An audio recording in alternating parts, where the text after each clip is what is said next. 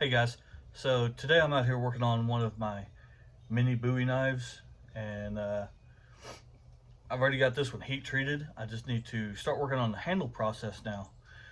The customer wants a turquoise handle, and the only handle material I have in that color is this block, which typically I'd be using blocks for hidden tang knives and stuff like that, and with a full tang knife such as this, I'd use a set of scales. Fortunately, this is all I got. Now, that wouldn't be a big deal if I had a bandsaw or something where I could slice the block in half and make myself a set of scales and be on my merry way. So, well, since I don't have one of those, I'm gonna kind of have to work with what I've got and make do. So, I'm gonna show you probably the wrong way to do this, but hey, if you do the wrong thing the right way, it's fine, right? Sure. I'm not saying that you should do this, and it's probably violating some, safety standards. But if you know the rules, you can break them. So let's get after it. Now, like I said, if I had a bandsaw, I would just split this right in half and it'd be nice and easy. But since I don't, I'm going to make do with the tools that I do have. And of course, I can never find what I'm looking for. It would help if I actually cleaned up my workbench. There we go. So I'm going to start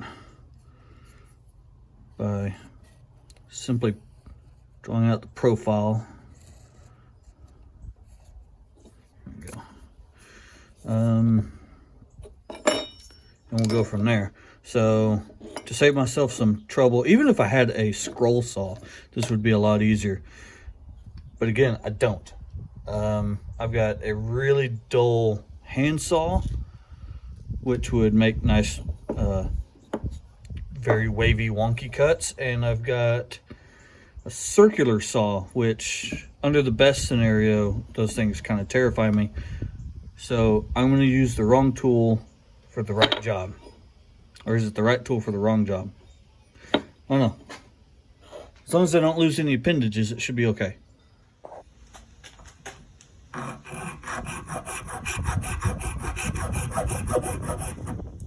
Ow.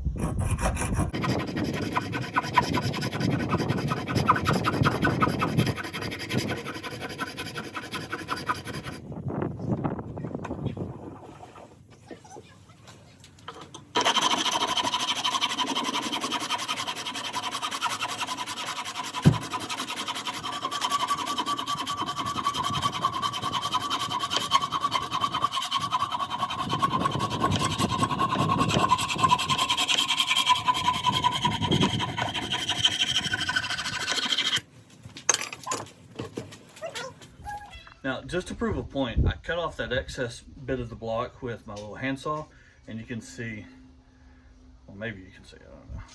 It left a very uneven cut just right there. So trying to split the block this way with it would be impossible. I would get off center. There's no way I could do that reliably. So the next thing I'm going to do is go ahead and start drill my pinholes so that when I do split this block in half, my pins are already in place and aligned. And thankfully I do have a drill press, so that will keep them somewhat in line. I'm going to use 1/8 inch stainless steel pins for this, so I'll do that real quick, and then I'll show you the really sketchy part. Okay, so somewhere about like that. Give myself plenty of room here, plenty of room up here, and enough to work around. And this is just a center punch, a spring-loaded center punch. Mark that first hole. Now I'm just simply going to use the drill press to drill my first pinhole, and then I'll come back and I'll use the pin and the tang to locate my second and third pins.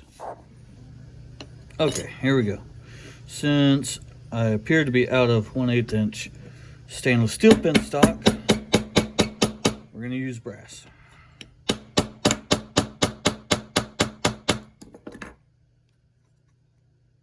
just like that. And now I can take this whole thing over to the drill press and drill my next 2 holes, and I won't have to worry about my pins being misaligned. Okay, now I've got my profile basically marked out. I've got my pinholes drilled. I simply need to rip this down the edge of the block, so I've got scales. And to do that, I'm going to use a tool that is definitely not recommended for this. I don't know how unsafe it is, and I do not recommend that you do this. Do as I say, not as I do.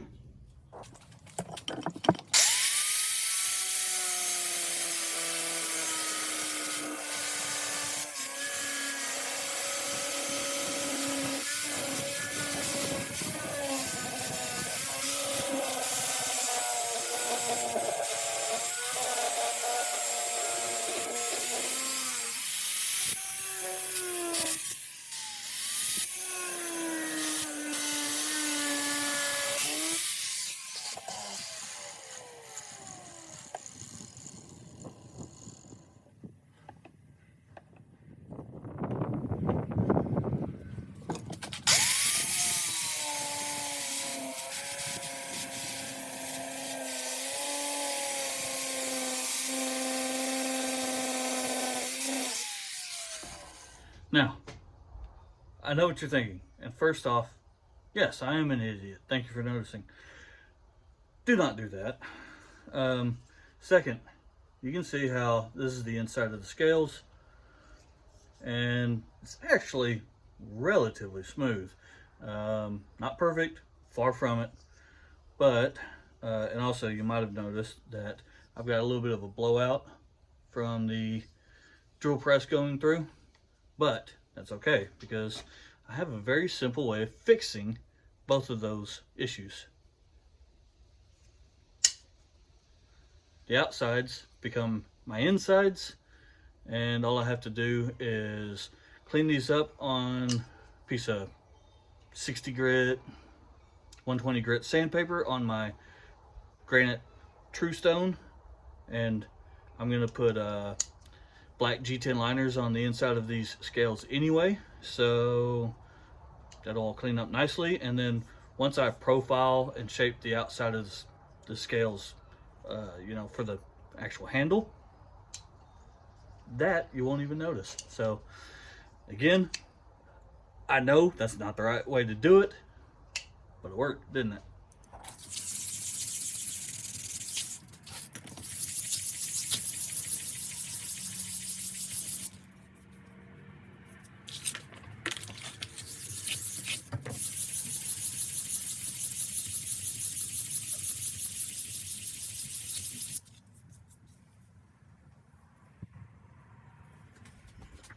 Now from this point forward, pretty much everything is pretty much the same.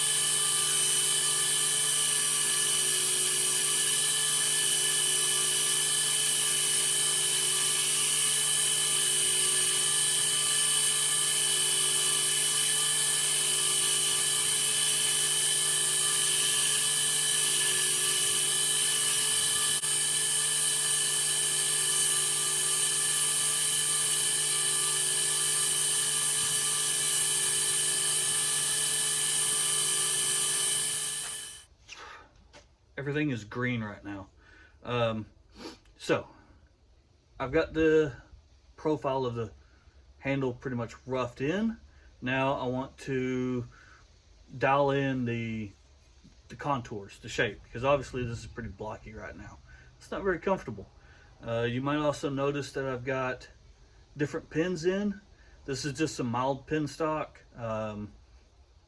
I'm using this instead of my brass pins because I will be adding liners to this, and doing all the shaping and stuff, the pins are going to get ground down, and when I go to add my liners, pin material's going to be too short. So this is just sacrificial.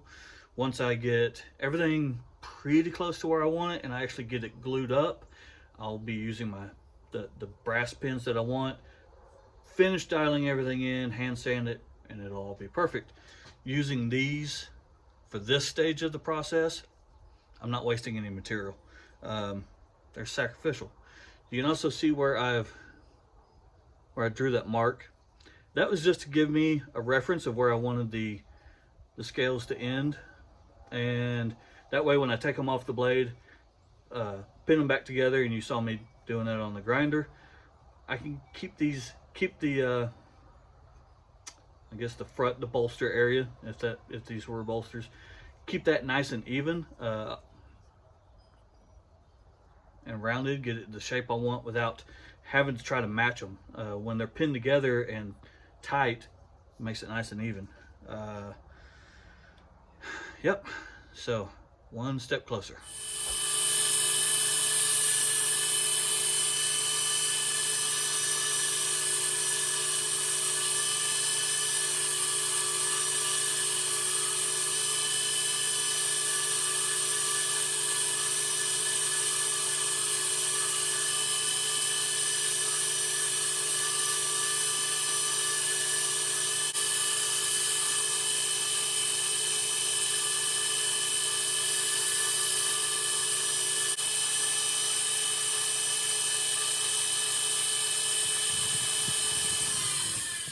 Okay, now I want to start working on my brass liners, which means I need to take these scales off.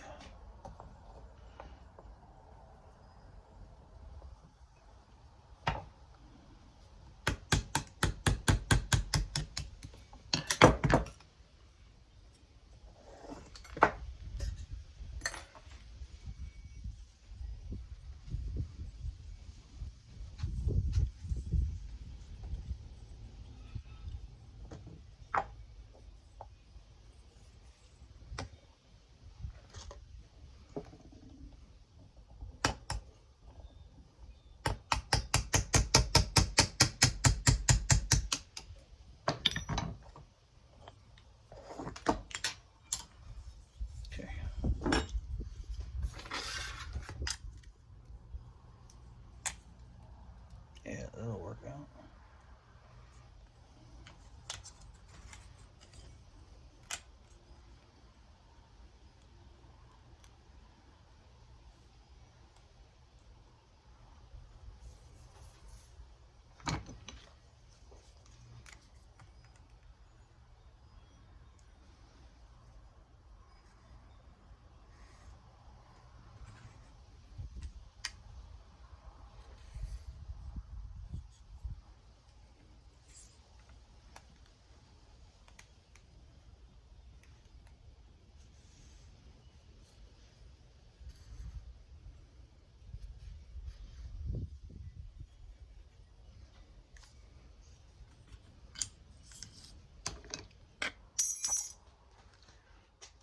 Okay.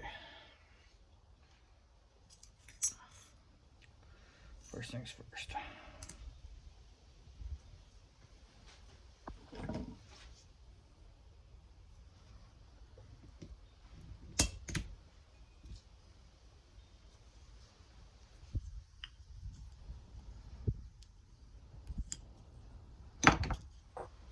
Okay, after some finagling, I got my brass liners kind of roughed in and pinned in, and I'm just going to do the same thing I did with the scales on the grinder and just get them all trued up so that they are the same dimensions and everything as I want for the handle itself. Okay, so basically I've been doing a lot of work on the grinder, just cleaning up the lines and getting everything flush the way I want it. You can see I've only got 2 pins because it's not really necessary to have all 3 pins in while I'm just doing the shape up work.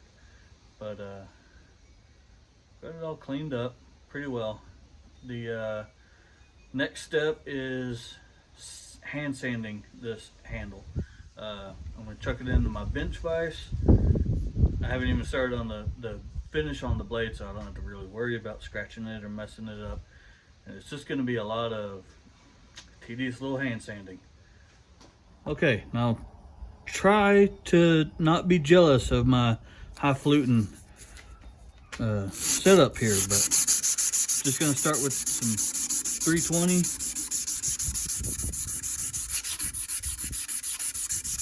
Do kind of a shoe shine method and just work it back and forth.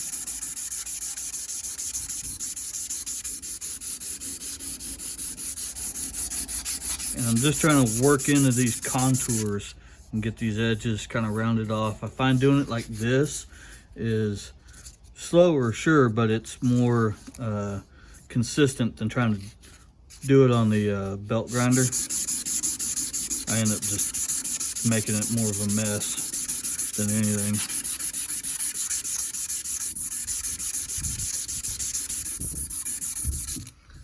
That's about as round as I want. I'm gonna actually tear a smaller piece and grind right here, or sand right there.